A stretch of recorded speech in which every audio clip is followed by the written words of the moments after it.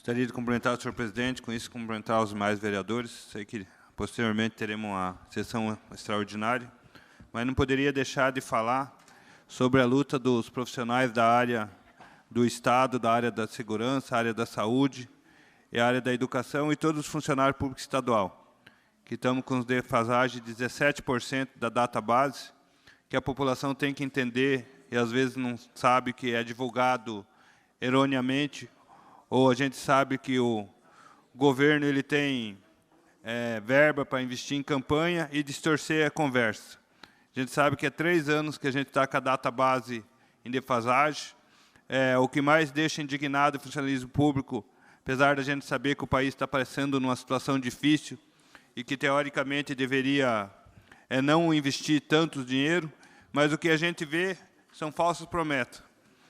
Um exemplo que todo mundo sabe, está ouvindo dia a dia, que hoje o então governador Ratinho Júnior, antes de ser governador, quando era deputado, que já planejava em ser governador, que era o sonho dele, quando era deputado, ele tinha uma matemática que teria como dar esse reajuste e que o outro governador da época, então, não dava porque não queria.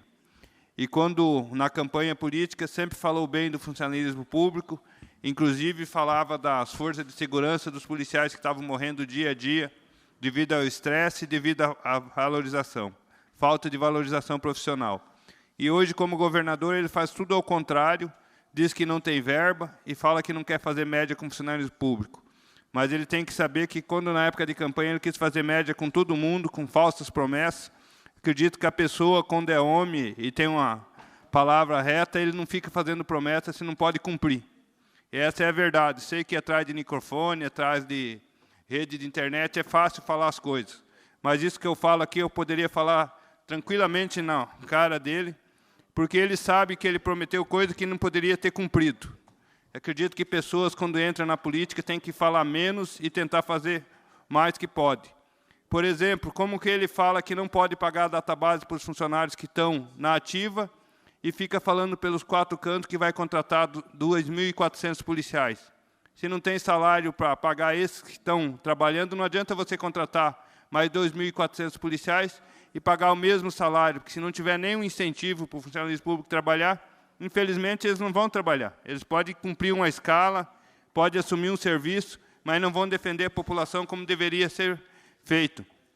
Acredito que falar que vai investir em material, equipamento, arma, isso aí a gente já tem demais. Só o que deixa indignado é que a gente sabe que sempre quando vai ter compra de material, viaturas e algo a mais, sempre alguém vai ganhar alguma coisa nessas licitações e nessas compras. E não adianta a pessoa fazer de conta ou acreditar. Infelizmente, no Brasil, no ser humano, sempre você tem que desconfiar e a pessoa provar que é honesta, para depois você acreditar que ela é honesta. Que a gente fica indignado que hoje tem um movimento grande do funcionalismo público em frente ao Palácio do Planalto, só que agora eu acredito que tem uma diferença maior dos outros 3 anos anteriores, que nos outros anos sempre era professor e outras áreas do Estado que estavam fazendo essa reivindicação. Agora, infelizmente, ou felizmente, até mesmo os policiais estão juntos lá fazendo essa reivindicação, porque está ficando uma situação insustentável. E acredito que dessa vez o governador vai ter a coerência de não querer jogar a tropa contra a própria tropa deles, que antigamente, pelo menos, os outros governadores eram um pouco mais inteligentes, que pelo menos eles davam um reajuste para o funcionalismo público quando não dava, hoje ainda estão dando para o Judiciário, para o Ministério Público. Por que o governador ele não deixa sem dar reajuste para essa profissão? Porque ele sabe que essa profissão eles têm como investigar eles. Por que o governador, ao invés de pagar uma database para a Polícia Militar, não deixando os professores e outros servidores de lado? Porque daí ele dá em promoção para os oficiais que controlam a tropa. Só que hoje até mesmo a grande parte dos oficiais estão descontentes com essa database.